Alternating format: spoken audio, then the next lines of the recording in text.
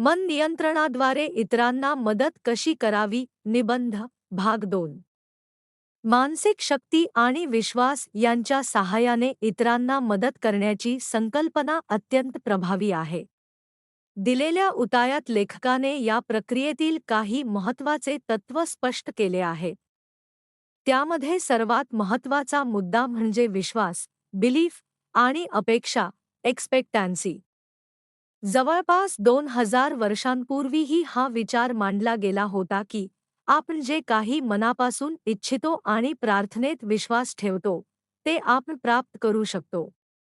यावरून हे स्पष्ट होते की मनाची शक्ती आणि श्रद्धा यांचा संबंध खूप खोल आहे.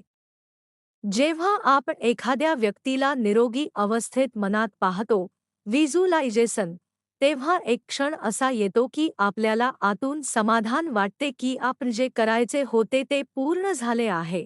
हा क्षण खूप आनंददायी असतो, कारण तो आपल्या प्रयत्नांचे फलित दर्शवतो. त्यानंतर आपण हळूहळू सामान्य जागरूक अवस्थेत, बीटा लेव्हल, परत येतो आणि स्वतःला अधिक ताजेतवाने व ऊर्जावान अनुभवतो. या तंत्राचा नियमित सराव केल्यास जीवनात अनेक सुंदर योगायोग, कोइन्सिडेन्सेस, घडू लागतात. हे योगायोग आपल्या विश्वासाला अधिक दृढ करतात आणि हा सकारात्मक चक्र, चेन रिॲक्शन, पुढे चालू राहतो. म्हणजेच जितका जास्त सराव तितका अधिक आत्मविश्वास आणि परिणामकारकता वाढते.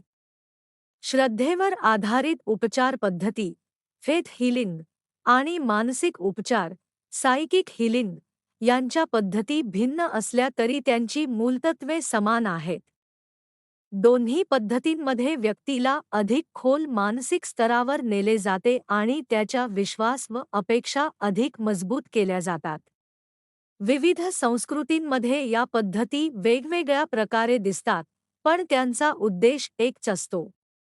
अनेक उपचार करणारे लोक स्वतःला थकवून घेतात.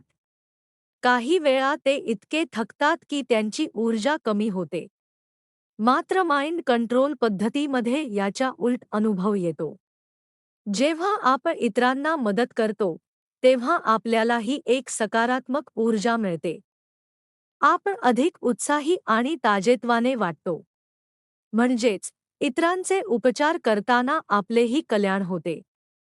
काही लोकांना असे वाटते की ते स्वतःवर उपचार करू शकत नाहीत किंवा त्यामुळे त्यांची शक्ती कमी होईल.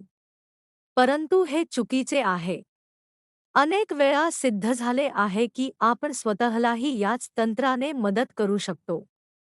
तसेच एखाद्या व्यक्तीसमोर प्रत्यक्ष उपस्थित राहणे आवश्यक नाही, मानसिक स्तरावरही मदत करता येते. शेवटी या सर्व प्रक्रियेत विश्वास, सकारात्मक विचार आणि सातत्यपूर्ण सराव हे 3 घटक अत्यंत महत्त्वाचे आहेत.